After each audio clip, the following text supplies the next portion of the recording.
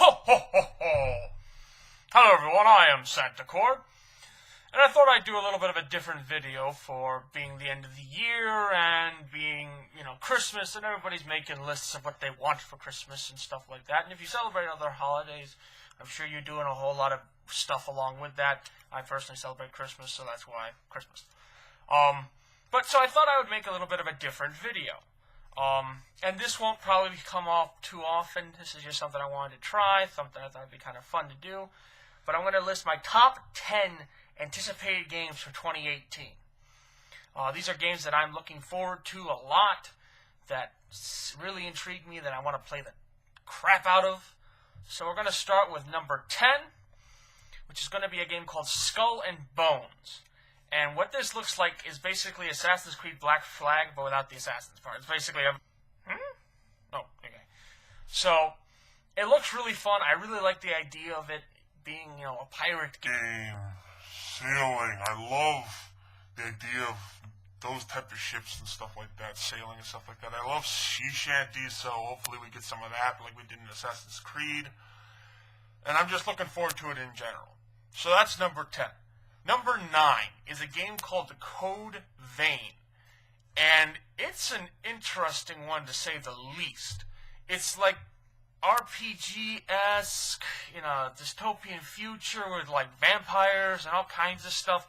It's such an interesting looking game. I don't really know a lot about it. I've only seen a couple of images and the name and but it looks really cool. It looks like something that'd be kind of up my alley, but at the same time probably difficult, similar to Bloodborne.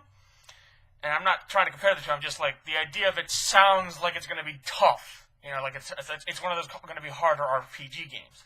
So I'm looking forward to that. Next, number 8.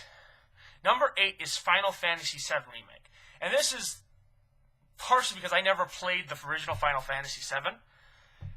And I played through Final Fantasy 15, really enjoyed it. I kind of was like, and I heard about them making the remake. So it looks interesting to me. And I'm going to check it out, try it out, at the very least, enjoy it myself. Next is number 7, which is Shadow of the Colossus.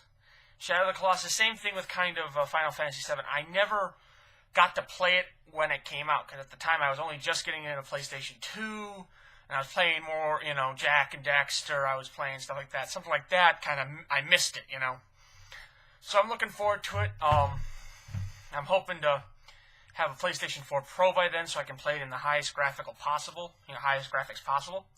and hopefully maybe do a stream or two of that. Be interesting. Next is number 6, Red Dead Redemption 2. I played through the original Red Dead Redemption. I enjoyed the game immensely. The idea of being in certain time periods always intrigued me. One of them is the sailing one, like you'd see in Skull and Bones. And then, the Wild West is another big one for me. The idea of being in that era is just interesting. Number 5 is a game called Vampyr. And the simplest way to explain this is it's Infamous with vampire powers. It looks really cool and dark and awesome. Then number 4, Ghost of Tsushima. I'm not pronouncing that right. I'm almost positive. But it's basically feudal Japan, samurai play versus the Mongols. Again, a period in history that I've always been interested in. I find it fascinating. So, definitely looking forward to that. Number 3, the new SpiderMan game. Everybody's looking forward to this SpiderMan game. Seriously. It looks so cool. The fluidity of the motion, the combat system, the design of the character, everything looks great for this Spider-Man game. Number 2, The Last of Us 2. Oh, everybody talks great about The Last of Us. It's considered, it's one of the best games that there was out there. But when I got my PlayStation 4, I got the remastered version on my PlayStation 4.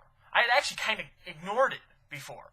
I was like, everybody's talking about it. I really don't want to touch it, So when I got my PlayStation 4, and it was the remastered version, I played through it, and I was like, why didn't I play this sooner? So I'm really looking forward to that.